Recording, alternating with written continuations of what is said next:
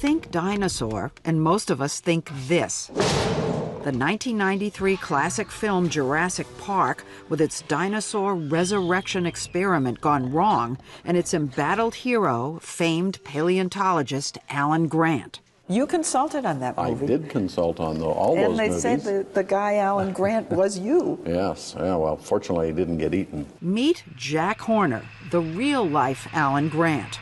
He's one of the most prominent and controversial paleontologists in the country, a dyslexic MacArthur Foundation genius who never finished college and who says he doesn't care why dinosaurs went extinct. To him, the important part is how they lived. I'm trying to figure out the biology of dinosaurs and what they were like as living creatures. You want to know what their behavior was, how they treated their young. I want to know everything we can know about them. He's found the perfect partner in his protege, Mary Schweitzer, a professor at North Carolina State University who studies the internal makeup of ancient bone.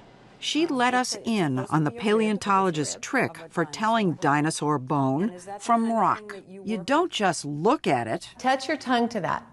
She actually wanted me to lick it. It's supposed to stick like Velcro. Oh, it did. That's bone. Mean? That's how you can tell. Yeah, because the bone is filled with little capillaries. And when you put your tongue on it, the moisture from your tongue sucks up the capillaries. This is 80 million years old, and it can do that? Yeah.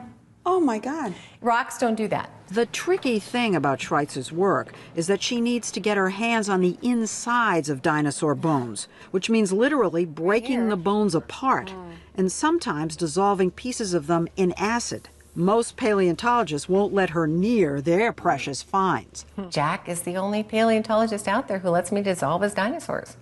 Dissolve his dinosaurs? Yes. You mean ruin them? Isn't that considered a little sacrilegious to take one of these precious artifacts, fossils that have been in the ground for 68 million years and crack it in half? So you see this and you think, what? I didn't want to tell anybody. You'd be ridiculed, right? And so I said to my technician, okay, do it again. I don't believe it. And yet, in sample after sample, they were there. Things that looked suspiciously like flexible, transparent blood vessels. She finally mustered the courage to tell Jack. She said she dissolved the bone away and there were blood vessels. And, you know, I was like shocked. I mean, how could that be? How could that be? That's right. The things Mary was finding inside dinosaur bones, look at that, blood vessels, and even what seemed to be intact cells, pose a radical challenge to the existing rules of science, that organic material can't possibly survive even 1 million years, let alone 68 million. Mary, Jack, and their team published their B-Rex findings in a series of papers in the journal Science and were promptly attacked. Critics said their samples might have been contaminated, or that the supposed blood vessels were actually something called biofilm, a type of slime. But as Mary showed us, she's been able to replicate her findings. These are pieces of an even older dinosaur, a well-preserved 80-million-year-old duckbill. When she dissolved it away in acid... Let's put this under the scope here. Well, look. Is that a blood vessel? This is a blood vessel. You're kidding. You see the branches right there? And look at all of them. And it's so consistent over and over and over again. We do this bone and it comes out and I get excited every time. I can't help it. I mean, 80 million years old.